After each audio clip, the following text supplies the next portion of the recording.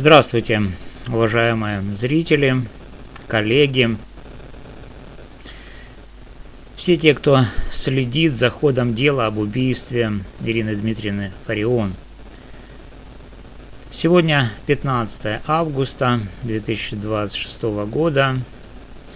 В этом видео я, юрист Валерий Табаков, провожу подробный разбор одного конкретного, но действительно очень важного эпизода из материалов уголовного производства. Мы будем анализировать поведение свидетеля, который в своих показаниях утверждает, что сразу после звука выстрела 19 июля 2024 года во Львове он видел убегающего человека в характерной одежде, так называемого ряженого, с пистолетом в руке. Разбор я буду проводить исключительно на основании открытых видеозаписей с камер видеонаблюдения, содержания показаний свидетеля, общих принципов оценки доказательств, закрепленных в Уголовном процессуальном кодексе Украины, данных психологии восприятия в экстремальных ситуациях. Я не буду делать выводов о виновности или невиновности кого-либо. Я буду анализировать соответствие слов свидетеля его реальному, объективно зафиксированному поведению в первые секунды после выстрела. Это важно, потому что именно на показаниях очевидцев во многом строится картина преступления. И если между словами и действиями есть существенное расхождение, суд обязан это учесть. В практике расследования тяжких преступлений мы постоянно сталкиваемся с одним и тем же явлением. Человек в состоянии сильнейшего стресса может позже достраивать в памяти детали, которых он в момент события не фиксировал. Особенно это касается внезапных выстрелов. Нормальная физиологически обусловленная реакция человека, который слышит выстрел и одновременно видит убегающего вооруженного человека, выглядит так. Первое. Срабатывает ориентировочный рефлекс. Голова и глаза автоматически поворачиваются в сторону движущегося объекта. Второе. Происходит оценка угрозы.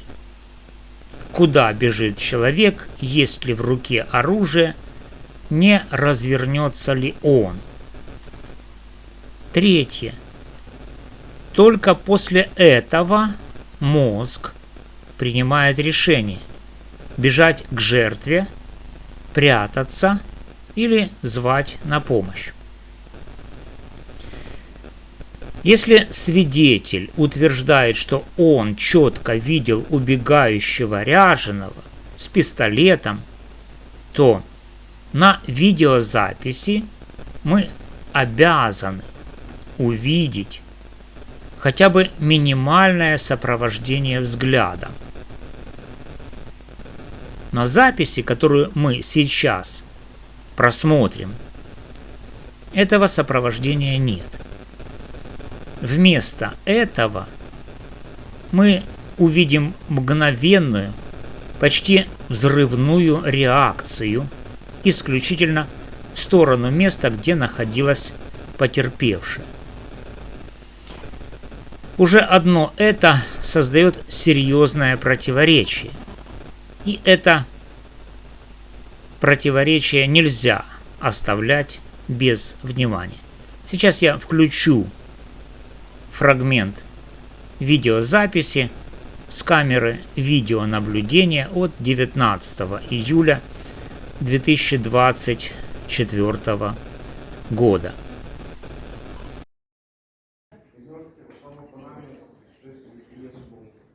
Бачимо, що щось поперсається. Заходить аркус. І думав, цей час мені руки.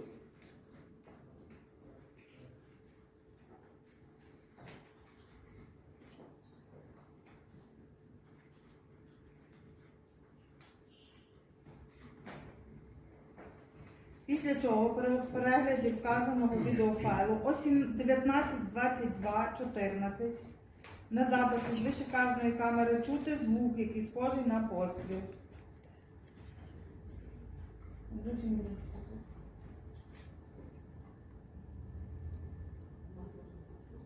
19:22:14.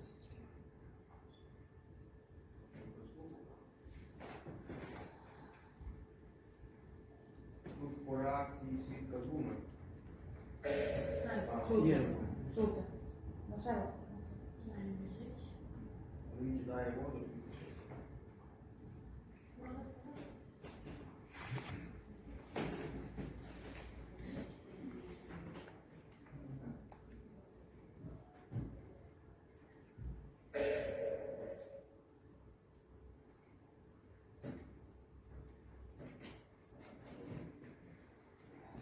Свідомо, коли він оглянувся в арку. На вказаний звук чоловік, одягнений в шорти, повернув голову у праву сторону від місця положення камери, а о 19:22:19 одягнений в шорти біжить в сторону, звідки лунав звук. Надалі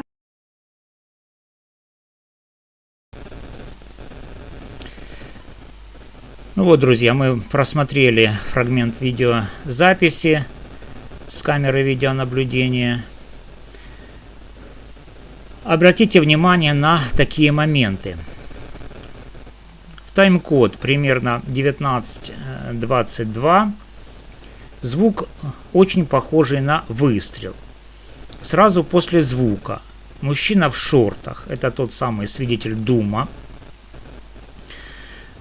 он мыл руки из бутылки, он резко отбрасывает или выбрасывает в воду, его корпус и голова практически не поворачиваются в сторону возможного направления бегства Ряженого. Он мгновенно начинает движение именно туда, откуда шел звук, к месту, где лежала Ирина Фарион. Примерно в 19:22 и 25 секунд он появляется у столба линии электропередач в направлении источника звука. Я показал это видео, и вы можете, посмотрев внимательно, обратить внимание на следующие моменты. Где поворот головы в сторону беглеца? Где хотя бы кратковременная фиксация взгляда на убегающей фигуре? Всего этого нет. Теперь разберем подробно. Итак, первое несоответствие – это отсутствие ориентировочного рефлекса. Если человек действительно увидел убегающего с пистолетом, его зрительная система обязана была среагировать. Это безусловный рефлекс. Его практически невозможно подавить в первые доли секунды. На записи мы видим обратное. Все внимание и все движение сразу направлены к месту падения потерпевшей. Это поведение характерно для человека, который воспринял в первую очередь звук выстрела и увидел упавшую женщину, но не зафиксировал четко убегающую фигуру. Второе несоответствие. Приоритет действия. Свидетель бежит к жертве. Это само по себе неплохо, но Если он одновременно утверждает, что видел вооруженного беглеца, то возникает вопрос, почему он не предпринял ни одной попытки хотя бы визуально контролировать этого беглеца. В реальных ситуациях, когда люди действительно видят убегающего стрелка, почти всегда есть хотя бы краткий момент провожания взглядом, а здесь его нет. Третье несоответствие. В судебной психологии хорошо известно явление, которое называется заполнение пробелов или реконструкция. Человек слышит выстрел, видит упавшую, позже узнает от других, что был парень в панаме и очках с пистолетом, и постепенно эти детали встраиваются в его собственную память. Особенно легко это происходит, когда проходит время между событием и подробным допросом, а также когда информация активно обсуждается в СМИ и среди соседей. Видеозапись фиксирует первичную, неискаженную реакцию. Показания, данные позже, могут уже содержать элементы этой реконструкции.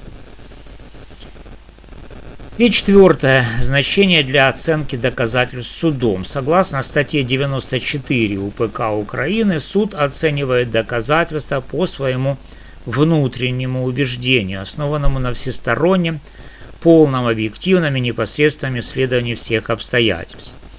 Существенное расхождение между словами свидетеля и его объективно зафиксированным поведением – это именно то обстоятельство, которое суд обязан исследовать.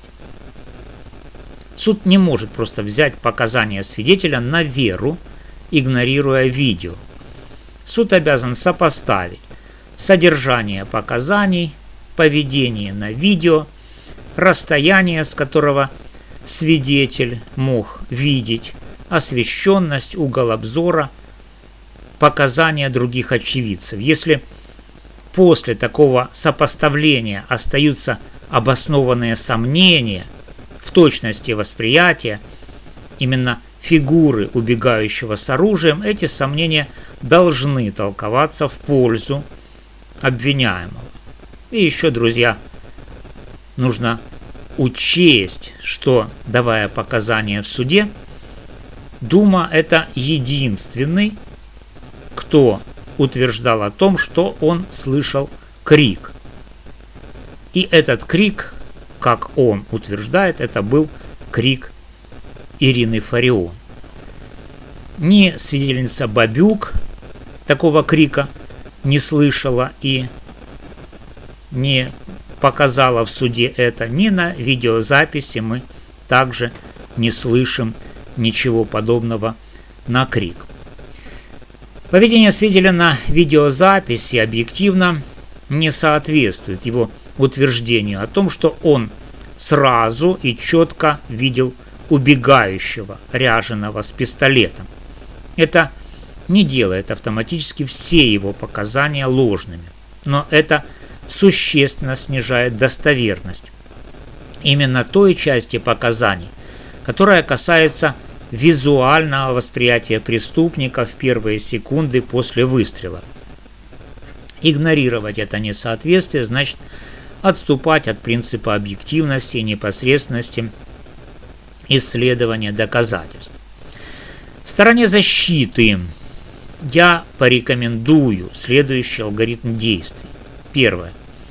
Ходатайствовать о приобщении данной видеозаписи или ее качественной копии с сохранением метаданных к материалам судебного разбирательства с указанием точных тайм-кодов. Нужно сказать, что такая видеозапись содержится в материалах дела. Заявить ходатайство о допросе данного свидетеля непосредственно в судебном заседании с обязательной демонстрацией видеозаписи. Вопросы должны быть конкретными. С какого момента и с какого ракурса вы увидели убегающего? Поворачивали ли вы голову в его сторону? почему на записи ваши движения направлены исключительно к месту падения потерпевшей, когда именно вы впервые описали ряженого с пистолетом сразу на месте или позже. В суде Дума был допрошен, но этот допрос был без демонстрации видеозаписи. Поэтому такой допрос Думы следует повторить с использованием этой видеозаписи. Далее следует просить суд назначить комплексную судебно-психологическую и ситуационную экспертизу для оценки вероятности реконструкции памяти у данного свидетеля в условиях экстремального стресса. В судебных прениях и при необходимости в апелляционной жалобе отдельно выделить данное несоответствие как одно из ключевых обстоятельств, вызывающих обоснованные сомнения в точности показаний свидетеля относительно внешности и действий лица, совершившего выстрел. И вообще о факте наличия убегающего ряженого. И настаивает на том, чтобы суд в приговоре дал оценку этому эпизоду, а не обошел его молчанием. Сторона защиты имеет не только право, но и обязанность требовать, чтобы суд оценивал не только слова, но и объективно зафиксированное поведение. Именно в этом заключается настоящая состязательность процесса. На этом я завершаю сегодняшний свой разбор. Если у вас есть дополнительные материалы, вопросы или замечания по этому эпизоду, пишите в комментариях. Все конструктивные замечания я внимательно изучу. Спасибо за внимание. С вами был юрист Валерий Табаков.